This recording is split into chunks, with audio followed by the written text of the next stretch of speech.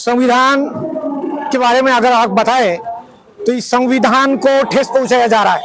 देखिए, जब पवित्र संसद भवन में कोई देश का संविधान का अधिष्ठित कई पदवी व्यक्ति अगर देश का संविधान का निर्माता का ऊपर तिरस्कारपूर्ण और अपमानित स्टेटमेंट देने लगे तो वाकई संविधान खतरे में है।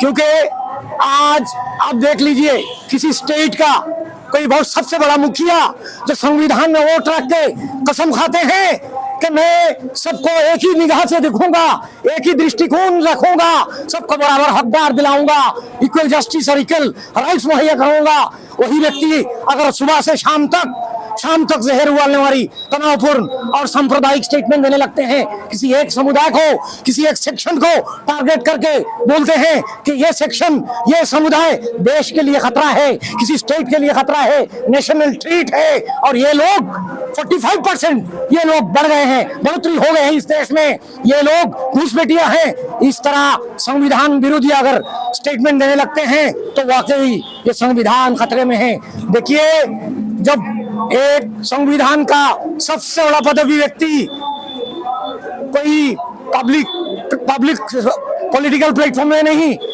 कोई प्रेस ब्रीफिंग में नहीं, एक असेंबली हाउस में पवित्र फ्लोर में अगर बोले, स्टेटमेंट दे, इस तरह भड़काऊवासी भाषण देने लगे कि मैं फलाना डिस्ट्रिक्ट का वो मजहबी लोग, वो कौम को दूसरा स्टेट डिस्ट्रिक्ट में जाने नहीं दूंगा, वही जबल नहीं दूं, इस तरह बयानबाजी करे, अनपार्लियामेंट्री लैंग्वेज इस्तेमाल करे और संवैधानिक बातें इस्तेमाल करे, तो वाकई ये संविधान खतरे में है।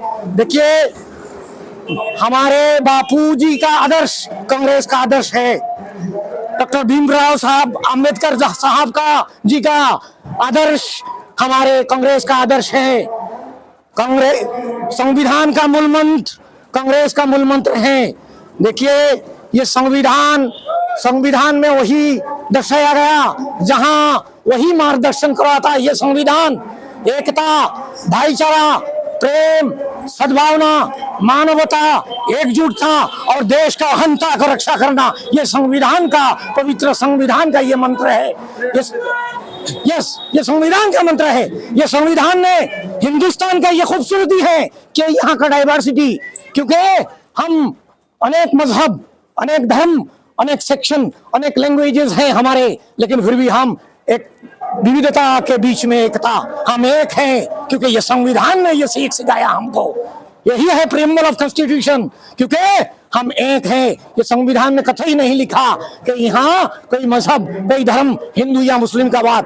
We the people of India, क्योंकि यही है हमारा शान, यही है हमारा गरिमा। इसलिए ये संविधान का गरिमा को हम बनाए रखेंगे और ये कांग्रेस का पन है, कांग्रेस का संकल्प है कि संविधान का गरिमा को हम तोड़ने नहीं देंगे, संविधान का इथोस एंड वैल्यूज को हम ठेस पहुंचाना नहीं देंगे, संविधान को रक्षा करेंगे। ये हमारा पन है, ये संकल्प है। जय हिंद, धन्यवाद।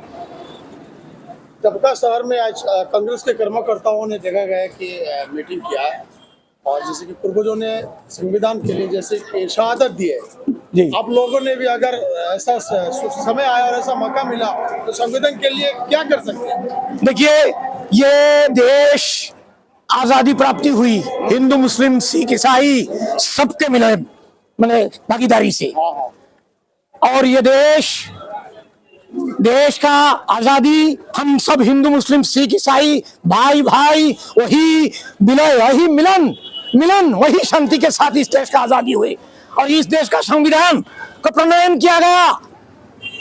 इस संविधान का 395 जो आर्टिकल्स समानता के आधार पर प्रणयन किया गया, बनाया गया। संविधान का लागू हुआ 1950 26 जनवरी को केम इनटू फोर्स, और ये संविधान ने वही हमको बताया, संविधान ने हमको फंडामेंटल राइट्स दिया, ये संविधान ने हमको इक्वलिटी दिया, इक्वल राइट्स एंड जस्टिस दिया। और ये संविधान को अगर तोड़ने वाला कोई रहेगा इस देश में, समझ लीजिए ये देश का विनाशक है, ये देश का हितकारी नहीं बन सकता।